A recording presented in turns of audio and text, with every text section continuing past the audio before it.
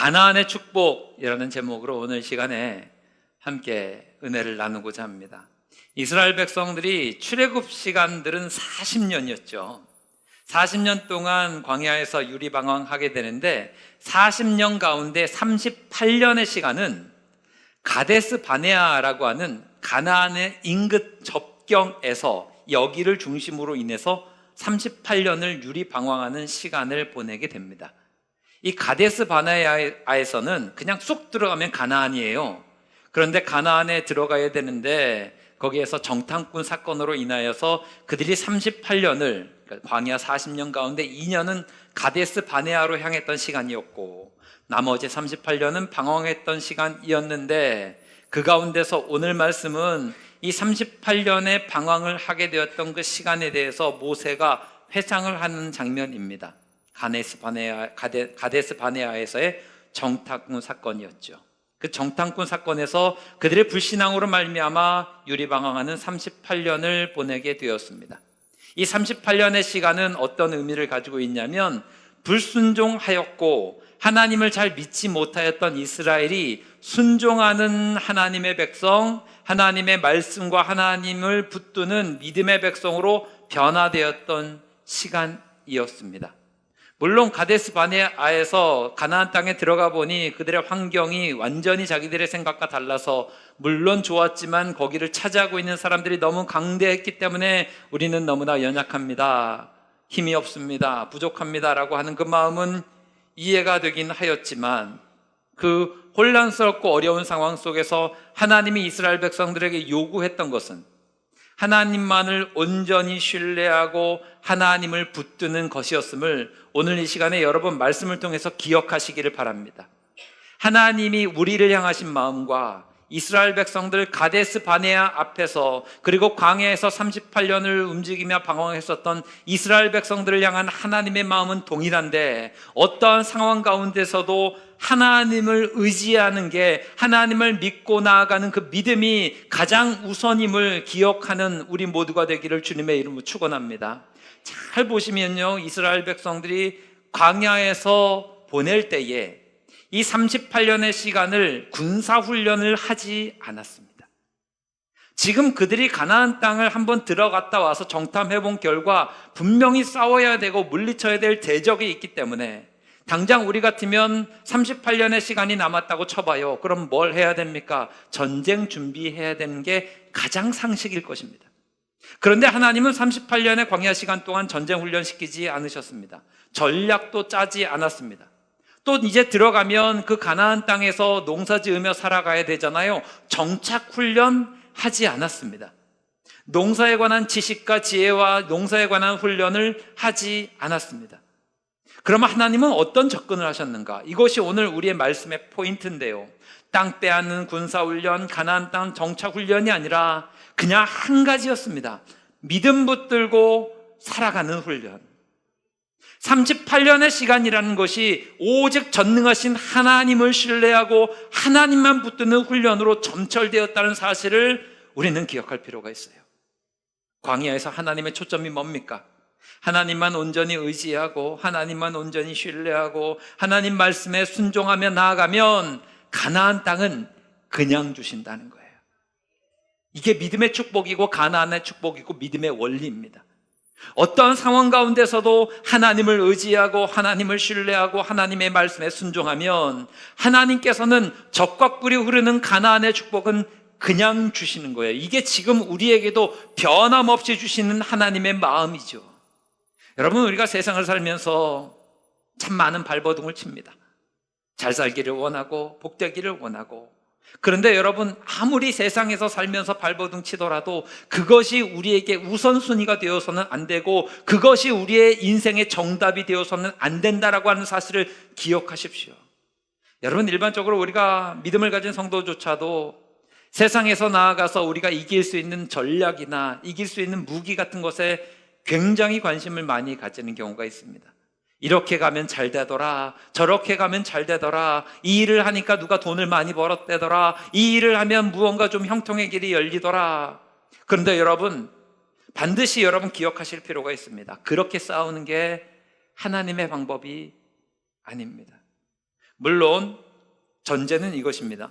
우리가 실력을 길러야 하는 건 맞습니다. 여러분이 처해 있는 여러분의 일터와 여러분의 가정과 여러분의 환경 속에서 여러분에게 주신 하나님의 달란트를 잘 개발하시고 잘 실력을 키우셔서 그 일들을 잘 감당하실 수 있기를 바랍니다. 그런데 그보다 앞서서 근본적으로 중요한 게 있다라는 거예요. 우리가 하나님 앞에서 근본적으로 하나님의 백성다운 모습으로 서면 하나님께서 이스라엘 백성들에게 가나안 땅을 선물로 주셨듯 하나님이 우리의 인생을 인도하실 때 가나안을 주셨던 그 은혜를 우리에게 부어주실 것을 믿고 신뢰하는 믿음으로 가는 우리 모두가 되기를 주님의 이름으로 축원합니다. 가나안의 축복이 오늘 말씀의 제목인데, 여러분, 이 가나안 땅은요 실력으로 얻는 땅이 아닙니다. 이 사실을 명심하십시오. 가나안은 내 실력으로 얻는 땅 아니고요, 내 능력으로 취하는 땅 아니고요, 하나님이 복으로 거저 주시는 땅입니다. 쟁취해서 얻는 게 아니라고요. 보십시오. 이스라엘 백성들이 광야 40년 생활을 합니다. 거기에서 만나를 먹었습니다. 자기 실력입니까? 아닙니다. 광야 생활을 하다 보니까 신발이 낡지 않았어요. 의복이 낡지 않았어요. 40년 동안 신발과 의복이 낡지 않았습니다. 자기 실력입니까? 아닙니다. 낮에는 구름 기둥으로 이스라엘 백성들을 지켜주셨고 밤에는 불 기둥으로 그들을 지켜주셨습니다. 실력입니까? 아닙니다. 모두 다 하나님의 은혜였고요, 어디로 나아갈지조차 구름 기둥이 움직이면 움직이는 대로 그들의 실력입니까? 아닙니다. 하나님의 은혜였습니다. 기억하십시오. 성도는 어떤 존재일까요? 성도는 하나님의 은혜로 사는 존재임을 기억하셔야 됩니다. 이게 지금 우리의 삶 가운데 유효해야 됩니다. 광야의 이스라엘 백성들 같이 우리도 이 훈련을 반드시 받아야 돼요. 그래서 오늘 이 가데스 바네아 사건을 회상하는 모세의 메시지를 통해서 이 땅을 살아가는 우리의 믿음의 태도를 좀 점검해 보고자 합니다. 첫 번째 반드시 기억해야 될 사실은요, 하나님을 신뢰하는 그 믿음이 우리의 인생의 정답입니다. 할렐루야. 하나님을 신뢰하는 믿음이 우리의 인생의 전부이고 정답이에요. 21절 말씀을 보겠습니다. 함께 읽어볼게요. 시작. 너희 하나님 여호와께서 이 땅을 너희 앞에 두셨은즉 너희 조상의 하나님 여호와께서 너희에게 이르신 대로 올라가서 차지하라. 두려워하지 말라. 주저하지 말라 한즉. 하나님께서 뭐라고 이야기하시는 건가 하면, 가나안이 있으니까 그냥 가서 차지하면 돼. 놀라지도 말고 두려워하지도 말고 그냥 너무 걱정하지 마. 하나님께서 그냥 복을 주신다는 거예요. 실력을 키웠다고, 내가 전투 능력을 키웠다고, 정착훈련 잘했다고 그 결과물로 가나안을 상으로 받는 게 아니라 하나님을 신뢰하는 그 믿음으로 말미암아 얻는 것입니다. 실제적으로 이스라엘 백성들이 가나안 땅에 들어가게 되었을 때 요단강을 건넙니다. 이게 마지막 시험이었잖아요. 이 하나님께서 허락하신 마지막 시험은 무엇입니까? 하나님의 말씀을 믿고 제사장들이 앞에 서고 언약궤를 들고서 그 범람하던 요단강에 발을 내딛게 되었을 때에 요단강이 갈라지게 되었어요. 그들의 실력입니까? 아닙니다. 믿음입니다. 가나안 땅에 들어갔을 때 가장 먼저 만났던 성이 가장 큰 성 여리고성이었습니다. 이 여리고성이 어떻게 무너졌습니까? 이스라엘 백성들의 실력입니까? 아닙니다. 하나님의 말씀에 순종해서 하루에 한 바퀴씩 마지막 날에는 7바퀴 돌면서 큰 소리 지르라 하였을 때에 소리 지르니까 이 여리고성이 무너지더라. 그들의 실력입니까? 아닙니다. 믿음입니다. 여러분, 예수 믿는 우리에게 복됨이 어디에 있는지 아십니까? 복 자체이신 하나님과 함께하는 것이 우리의 복이심을 믿으시기 바랍니다. 이게 임마누엘의 축복이에요. 복이신 하나님이 나와 함께 하시는 것, 이것이 복이고 이것이 우리의 자신감의 근원이고 이것이 우리의 형통의 근원인 것을 반드시 기억하실 필요가 있어요. 우리가 오늘 신명기 말씀을 읽게 되었는데, 신명기에서 제일 많이 나오는 얘기가 뭔가 하면요, 신명기의 메시지는 이것입니다. 순종하면 내가 짓지도 않은 집에서 살게 되고 심지도 않은 포도원에서 열매를 먹고 살게 될 것이다. 이 이야기예요. 신명기 6장 10절로 11절 말씀, 우리 2절인데요 차근차근 읽어보도록 하겠습니다. 시작. 내 하나님 여호와께서 내 조상 아브라함과 이삭과 야곱을 향하여 내게 주리라 맹세하신 땅으로 너를 들어가게 하시고 내가 건축하지 아니한 크고 아름다운 성읍을 얻게 하시며 11절 내가 채우지 아니한 아름다운 물건이 가득한 집을 얻게 하시며 내가 파지 아니한 우물을 차지하게 하시며 내가 심지 아니한 포도원과 감람나무를 차지하게 하사 내가 배불리 먹게 하실 때에. 이게 메시지예요. 내가 짓지 않은 집에서 살게 하시는 게 하나님의 은혜예요. 내가 농사 짓지 않은 포도원에서 열매 거두게 되는 게 하나님의 축복이고 은혜이고요. 내가 채우지 않은 아름다운 물건들이 채워지는 곳에서 거하게 되는 것, 이것이 하나님의 은혜입니다. 이 은혜를 어떻게 누려요? 하나님의 말씀을 신뢰하고 순종하며 나아갔을 때. 반대로 불순종하고 하나님 떠나면 다 빼앗기게 될 것이고 우리가 심었던 포도원의 포도도 못 먹는다. 이게 이스라엘이 우리에게 보여주는 거예요.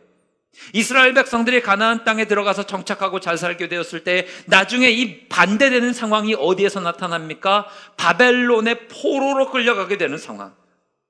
그들이 열심히 살았습니다. 농사 열심히 잘 지었습니다. 건물도 휘황찬란하게 예루살렘 성전까지 다 지었습니다. 그런데 하나님 말씀 떠나게 되니까 어떻게 돼요? 예루살렘 성전 다 무너지게 되고 그들이 지었던 집들이 무너지게 되고 그들이 거했던 농사 지었던 땅에서 바벨론으로 포로로 끌려가서 70년 동안 비참한 노예 생활, 히브리 노예 생활을 하는 것, 우리는 성경을 통해서 알게 됩니다. 하나님이 주시는 은혜의 축복의 비결이 무엇입니까?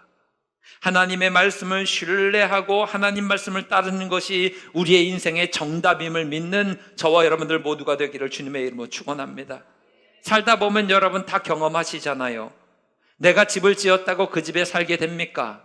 그렇지 않은 경우가 참 많지요. 내가 심었다고 내가 그걸 다 먹게 됩니까? 그렇지 않은 경우도 참 많습니다. 내가 땀 흘렸다고 그 모든 땀의 대가를 다 얻게 됩니까? 그렇지 않을 때도 참 많습니다. 어떤 때는 이거 다 내 거야 라고 지었는데 그냥 흐르는 시냇물을 손에 움켜쥐듯 아무것도 아닌 것처럼 누군가가 다르게 다 가져가 버리는 경우도 참 많습니다. 오늘 우리에게 주시는 메시지가 무엇입니까? 내가 싸우고 내가 쟁취한다고 하는 게 복이 아니라는 거예요. 우리에게 복은 무엇입니까? 복 자체이신 그 하나님을 따르고 하나님과 함께하게 될 때에 내가 믿음으로 살아가게 되는 것, 그것 자체가 믿음의 복임을 우리는 반드시 믿어야 될 줄 믿으시기를 바랍니다.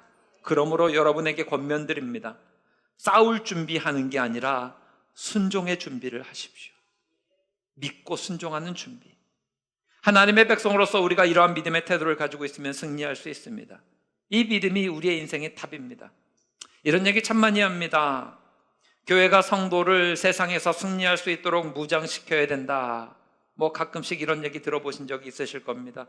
그러면 교회가 성도들을 세상에서 승리할 수 있는 믿음의 사람 되게 만들려면 뭐 해야 됩니까? 영어 공부 시켜야 됩니까? 직업 훈련 시켜야 됩니까? 사업하는 훈련 시켜야 됩니까? 목사가 앞장서서 여러분 직업을 알선해드리고 직장을 만들어드리고 하는 것이 세상에서 승리하게 만드는 길입니까? 아닙니다. 교회가 성도를 세상에서 승리하게 만들 수 있는 비결은 딱 한 가지입니다. 하나님의 백성으로서의 삶을 살아가시는 여러분들 되셔야 됩니다. 하나님의 말씀을 어떻게 하나라도 붙들고 내가 이 말씀에 순종하려고 애쓰는 모습, 씨름하는 모습이 있으셔야 됩니다. 하나님이 사랑하라 하셨으니 내가 사랑하지 못할 상황이지만 내 자존심이 다 꺾여버리고 이 사랑하고 이 섬김의 길을 걸어가면 힘들고 어렵지만 내가 어떻게든지 이거 하나님의 말씀을 순종하기 위해서 애쓰는 것, 이게 세상에서 승리하는 길이다라고 하는 거죠. 으뜸이 되고자 하는 마음 우리에게 다 있습니다. 그러면 하나님은 우리에게 어떻게 하라 그랬어요? 경쟁에서 이겨라, 이게 아니라 섬기는 자가 되어라. 지극히 작은 일에 충성하면 하나님께서 우리에게 보다 더 큰 일을 맡기신다 하셨으니 사람들이 알아주지 않더라도 사람들이 보지 않더라도 그 작은 일 하나 이렇게 감당하려고 애쓰는 것, 믿음으로 어떻게든지 내게 주신 그 말씀 하나라도 순종하며 살아가려고 애쓰는 것, 이것이 우리에게 복이고 이것이 우리에게 하나님이 원하시는 길이다라고 하는 것입니다. 주의 말씀을 들어보십시오. 예수님께서 마태복음 20장 27절에서 이렇게 이야기하십니다. 함께 읽겠습니다. 시작. 너희 중에 누구든지 으뜸이 되고자 하는 자는, 이 말씀을 우리는 누구나 다 알고 있습니다. 그러면 믿음의 사람들이 복되려면 어떻게 하셔야 돼요? 이 말씀을 순종하려고 붙들고 애쓰셔야 됩니다. 내가 마음 가운데 으뜸이 되고자 하는 마음이 있는데 하나님은, 예수님은 우리에게 이렇게 말씀하셨지, 내가 종된 모습으로 섬겨야지. 그러면 하나님이 알아서 으뜸되는 자리로 인도하신다는 거예요. 요한복음 12장 24절에서 예수님은 이렇게 이야기하셨죠. 함께 읽습니다. 시작. 내가 진실로 진실로 너희에게 이르노니 한 알의 밀이 땅에 떨어져 죽지 아니하면 한 알 그대로 있고 죽으면 많은 열매를 맺느니라. 아주 기본적인 것들이지요. 다 알고 있어요. 이 말씀을 알고 있으니, 믿고 있으니 이것대로 행하는 것, 이게 믿음이고 이것이 형통의 열쇠임을 우리는 기억할 필요가 있습니다. 우리는 어떻습니까? 주로 엉뚱한 방향으로 갈 때가 많지요. 엉뚱한 생각으로 갈 때가 많지요. 그러면서 이야기합니다. 목사님은 세상 물정을 너무 모르신다고, 목사님처럼 그렇게 하다가는 입에 풀칠하기도 어렵다고. 여러분, 그 말이요, 맞는 것 같아 보이지만 이러한 생각들이 교회 가운데, 성도 가운데 들어와 버리니까, 이게 다들 인정되니까 교회에서 신앙생활 한다고 하면서도 성도들이 극악무도해지는 거예요. 아니, 성도들이 하나님의 말씀을 무시하고 그것 따르면 못 삽니다라고 하는 게 어떻게 바른 믿음이 되겠습니까? 이걸 그대로 받다 보니까 세상과 교회가 달라지지 않는 거예요. 세상의 원리들이 교회 가운데 들어와 보니까 세상에서의 모습과 같이 교회에서도 냉혹한 세상의 원리가 그대로 적용됩니다. 세상에 지독한 사람들처럼 교인들도 지독해져 버릴 때도 있습니다. 이거 옳지 않아요, 여러분. 이스라엘 백성들이 맨날 이 싸움 벌이다가 졌잖아요. 무너졌잖아요. 우리에게 필요한 게 무엇일까요? 하나님을 믿는, 하나님을 붙드는 그 믿음이 답이다, 이 고백을 가지고 하나님의 백성다운 삶으로 나아가는 것, 이것이 우리에게 인생의 정답이 됨을 반드시 믿으시기를 주님의 이름으로 축원합니다. 그래서 교회와 성도는 어떤 모습으로 서 있어야 합니까? 주님 말씀하신 대로 영혼 살리는 데 힘쓰고 아멘 하세요. 믿음을 심는 데 주력하고 아멘 하세요. 우리가 한 영혼 한 영혼을 기도자 만들고 예배자 만들고, 우리가 어떠한 상황 가운데서도 내게 주신 말씀, 성경 66권을 다 통달할 수는 없지만 이번 한 주간 내게 주신 말씀이 이게 있어요. 이번 올 한 해 시작할 때 내게 주신 말씀이 있어요. 내가 붙들고 있는 그 말씀이 있어요. 이 말씀대로 살아가기 위해서 힘쓰는 것, 이게 기본 중에 기본 아닙니까? 정말 중요합니다. 하나님은 싸움을 준비시키지 않으셨고 예배자 되게 만드셨고 하나님의 백성 되게 만드셨습니다. 그리고 그것이 형통의 길이었습니다. 우리는 모두 다 젖과 꿀이 흐르는 가나안의 축복을 받기를 원해요. 여러분 원하시지요? 그러면 반드시 기억하십시오. 가나안의 축복은 싸워서 얻는 게 아니라 말씀에 순종하고 참된 예배자 되었을 때에 하나님이 거저주신 복이심을 믿으시기 바랍니다. 그리고 그 복을 받고 나서 그 복의 길로 나아가게 되었을 때에 전투가 있을 거예요. 이스라엘 백성들이 가나안 땅에 들어갔을 때에도 싸움이 있었죠. 전투가 있었죠. 그런데 그 모든 전투를 앞장서서 싸우시는 분이 누구세요? 하나님이에요. 그 하나님 의지하고 나아가면 된다라고 하는 것입니다. 두 번째, 오늘 말씀 속에서 우리가 살필 것은 이런 믿음의 사람들에게 필요한 게 무엇일까? 같은 맥락인데, 세상에 흔들리지 마시고요, 철저하게 하나님만 의지하는 훈련이 필요합니다. 여러분 지금 무엇을 의지하고 있으십니까? 생각해 보셔야 돼요. 교회와 성도는 세상과 좀 달라야 되거든요. 그런데 교회가, 성도가 슬금슬금 세상을 닮아가는 모습이 있습니다. 세상의 방식이 성도와 교회 가운데 들어올 때가 있습니다. 이 세상의 방법이 뭐예요? 강한 자가 약한 자의 것을 탈취하는 게 세상의 방법이에요. 약육강식이라고 하지요. 정글의 법칙이 있습니다. 다 이런 거지요. 세상의 방식이 무엇입니까? 절대로 손해보려고 하지 않으려고 하는 것입니다. 세상의 방식이 무엇입니까? 힘 있는 자리에 올라가려고 하는 것입니다. 그런데 성경은 우리에게 뭐라고 이야기합니까?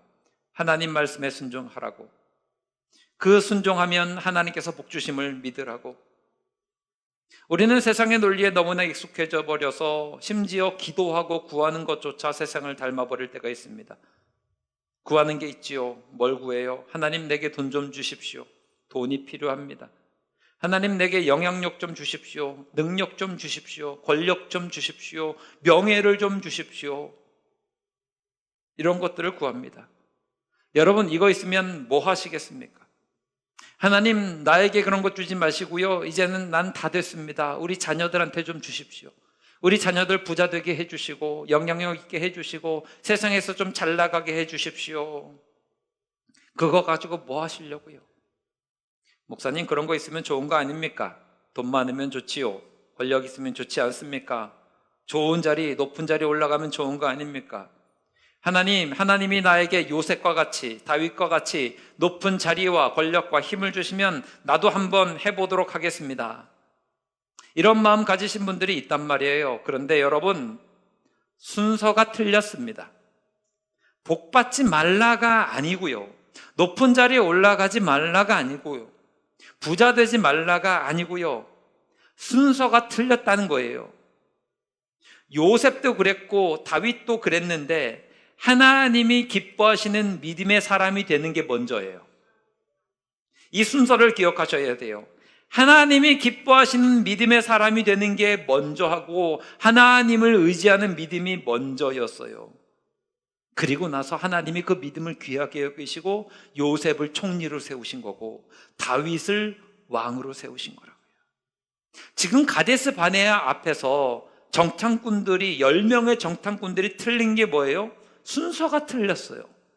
믿음으로 하나님만 신뢰하는 게 먼저였는데 그들은 하나님을 바라보는 믿음을 붙들지 않고 눈에 보이는 힘만 바라보았습니다.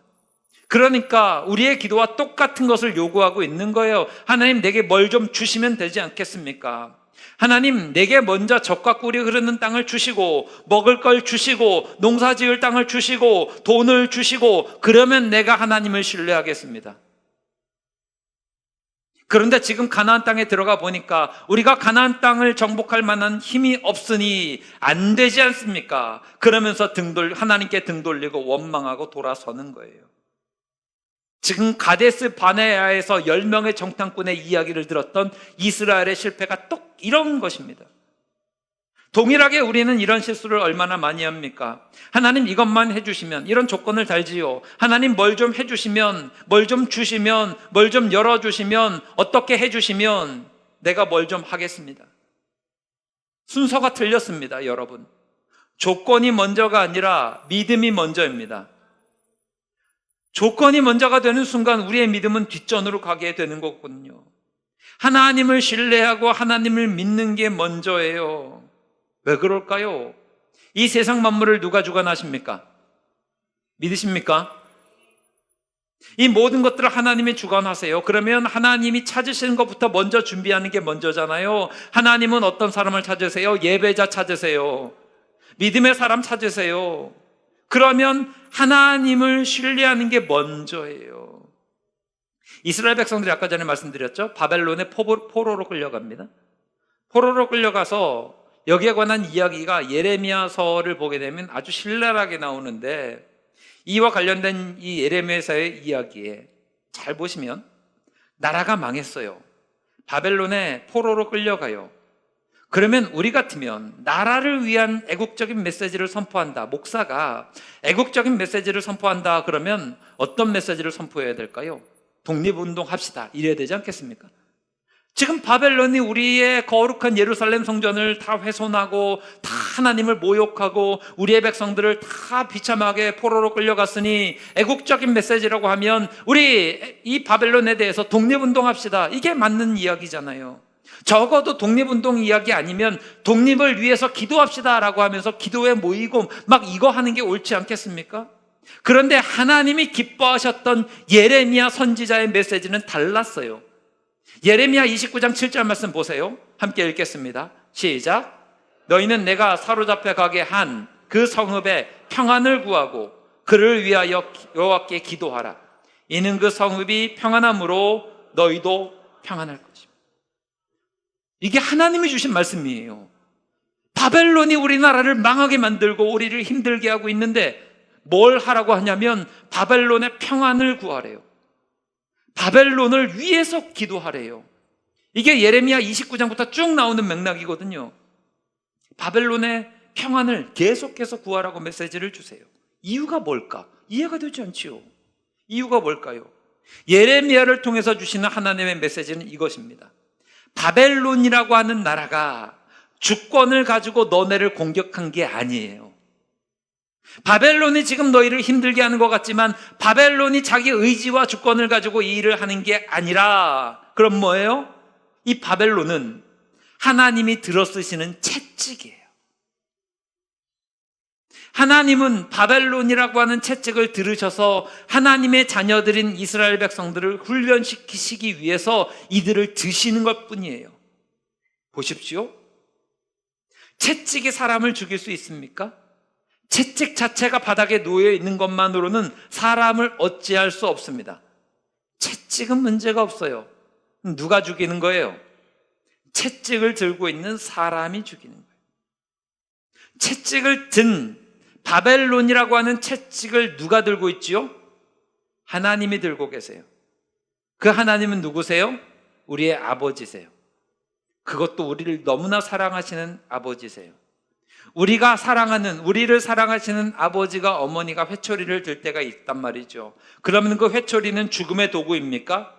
아니에요. 우리를 바르게 이끌기 위한 도구입니다. 그 손에 들려있는 회초리는 그렇게 심각하게 우리에게 위협이 되지 않습니다. 왜냐하면 정신 차릴 때까지만 몇 대 맞을래? 해서 10대 때리는 거예요. 하나님의 손에 들려있는 채찍도 마찬가지라고 하는 거죠. 예레미야 선지자를 통해서 이스라엘 백성들에게 주시는 메시지가 이거예요. 채찍은 스스로 움직일 수 없다. 하나님이 주장하신다. 그러니까 너희가 그들의 평안을 구해라. 하나님의 시간이 되면 하나님께서 선한 길로 너희를 인도하여 주실 것이다. 그러므로 세상의 방법 가지고 싸우고 세상의 방법 가지고 무엇을 한다고 되는 일이 아니다라고 하는 것들을 예레미야 선지자가 우리에게 보여주고 있는 거죠. 우리가 해야 될 일이 뭐예요? 그래서 철저히 하나님만 의지하면 되는 거예요. 이거 주세요, 저거 주세요. 우리가 하나님 앞에 요구할 때 하나님은 우리에게 뭐라고 이야기하실까요? 내가 너의 산성이야. 내가 너의 구원의 뿌리야. 내가 너의 방패야. 이렇게 이야기하세요. 이걸 너무나 잘 알았던 사람이 누구일까요? 다윗입니다. 이 다윗이 하나님의 마음을 알고 먼저 고백을 해요. 그러니까 이 하나님이 다윗을 귀하게 쓰시는 거예요. 시편 18편 2절 말씀 함께 읽겠습니다. 시작. 나의 요새시요 나를 건지시는 이시요 나의 하나님이시요 내가 그 안에 피할 바위시요 나의 방패시요 나의 산성이시요. 다윗은요 하나님 앞에 뭘 달라 그러지 않아요. 하나님이 나의 반석이래요. 요새고 건지시는 이고 피할 바위고 방패래요. 하나님이 건져주시면 아무것도 필요 없다는 이야기입니다. 이러니까 하나님이 다윗을 얼마나 예뻐하세요. 가데스 바네아의 말씀이 오늘 말씀인데 왜 이스라엘 백성들이 여기에서 실패합니까? 지금 우리에게 필요한 게 무엇입니까? 하나님을 신뢰하는 믿음이 없었기 때문에 이스라엘 백성들이 실패한 것이고 우리에게 필요한 것은 하나님을 온전히 신뢰하는 믿음의 태도입니다. 교회도 마찬가지죠. 여러분 우리 교회도 이렇게 생각하셔야 돼요. 세상에서 말씀이 없어도 흔들리지 않고 쭉 잘 가는 교회가 있다고 칩시다. 이게 좋은 겁니까? 말씀이 살아있지 않고 말씀이 들리지 않고 말씀이 있지 않은데 그럼에도 불구하고 그 교회는 조직력으로 흔들리지 않고 잘 가고 있어요. 그러면 좋은 교회예요? 아니에요. 우리 교회는 영성이 좀 떨어지고 기도가 좀 불붙지 않고 좀 냉랭해도 그래도 꿋꿋하게 잘 버티면서 가고 있는 교회야. 이게 좋은 교회입니까? 망할 징조입니다. 성령이 없어도 유지되는 교회, 기도가 없어도 흔들리지 않는 교회, 말씀이 없어도 조직력으로 버티는 교회, 믿음이 없어도 어떻게든지 지나온 세월이 있기 때문에 꾸준히 가는 교회, 좋은 교회 아니에요. 망할 징조예요. 이게 뭐예요? 창세기 11장에 나오는 바벨탑 쌓던 인간들의 모습과 하나 다를 게 없는 거죠. 그때 인간들의 바벨탑은 높이 쌓아졌습니다. 그런데 뭐가 빠져 있어요? 하나님을 의지하는 게 빠져 있어요. 그들의 마음에 뭐가 있어요? 하나님이 없어도 우리는 흔들리지 않아요. 보세요. 창세기 11장 말씀 3절로 4절 말씀 서로 말하되 벽돌을 만들어 견고히 굽자. 벽돌로 돌을 대신하여 역청으로 진흙을 대신하고 또 말하되 자 성읍과 탑을 건설하여 그 탑 꼭대기를 하늘에 닿게 하여, 그 다음에 중요하죠, 우리 이름을 내는 거예요. 하나님 필요 없는 거예요. 내 이름, 우리의 이름을 다 내서 우리가 이렇게 견고하게 하나님 없이도 살아갈 수 있음을, 하나님이 진노하셨어도 얼마든지 우리가 피해갈 수 있음을, 우리의 능력을 보여주자. 그래서 온 지면에 흩어짐을 면하게 하자. 그러니까 무너지는 거예요. 여러분, 우린 기억해야 됩니다. 하나님 없이는 우리는 무너집니다. 믿으십니까? 하나님 안 계시면 우리 쓰러집니다. 그래서 여러분, 우리의 기도는 이렇게 되는 게 좋을 것 같아요. 하나님 없이는 절대 서지도 못하게 해주십시오. 아멘이 잘 안 나오시죠? 하나님이 없이는 서지도 못하게 해주십시오. 하나님 멀어지면 한 주라도 예배 못 드리면 다리가 좀 부러지게 해주십시오. 안 돼요. 하나님 멀어지면 통장 잔고의 뒷자리에 0이 하나 사라지게 해주십시오. 안 돼요. 이 기도가 우리에게 중요한 거 아닙니까? 좋은 교회와 성도는 어때야 합니까? 말씀에 철저히 붙어 있고 하나님만 철저히 의지해서 든든하게 서는 모습이 우리 가운데 있어야 됩니다. 여러분, 지금 뭘 의지하고 계십니까? 통장 잔고 의지하고 계십니까? 몇 년 동안 쟁여둔 거 보면서 넉넉한 마음 가지고 계십니까? 이거 어리석은 부자하고 다를 게 뭐가 있어요? 혹시 주님이 함께하지 않으셔도, 내가 주님을 멀리 해도 쟁여놓은 걸로 나는 몇 년은 버틸 수 있어, 10년은 버틸 수 있어, 내 남은 인생을 살아갈 수 있어, 그런 마음이 있는 건 아닙니까? 나는 그래도 쌓아놓은 인맥이 있으니 하나님 없어도 어디 가서 굶어 죽지는 않을 거야, 이런 어리석은 망상에 빠져 있는 것은 아닙니까? 이게 바벨탑이죠. 이게 잘못된 마음 아닙니까? 주님이 돕지 않으시면 우리는 무너집니다. 주님 없으면 우리는 쓰러집니다. 주님밖에 없습니다. 이 믿음 붙들고 오늘도 굳건히 주님 의지하며 나아갈 때 여러분의 삶이 하나님으로 말미암아 가나안의 축복을 풍성하게 누리게 될 줄 믿으시기 바랍니다. 말씀 정리하겠습니다. 여러분, 하나님만 철저하게 믿고 나아가는 것이 우리의 답입니다. 하나님만 신뢰하셔서 언제든지 주의 말씀에 순종하셔서 하나님 주시는 가나안의 복, 젖과 꿀이 흐르는 복을 풍성하게 누리는 우리 모두가 되기를 주님의 이름으로 축원합니다.